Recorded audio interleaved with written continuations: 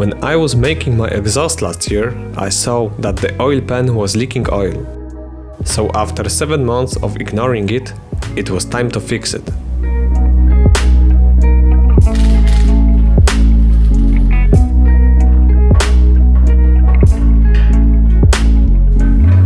After dropping the oil pan down, I realized that we have much bigger problem.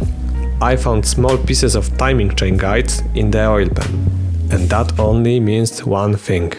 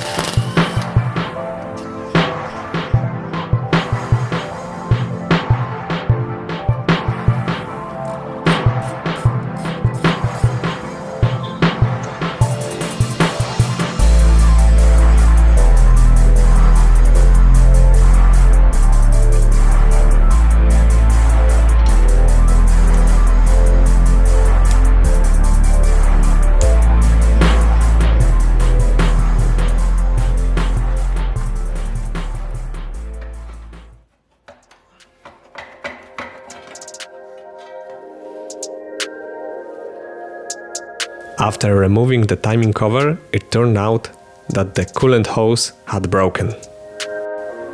It seems like the more I try to fix it, the more it breaks.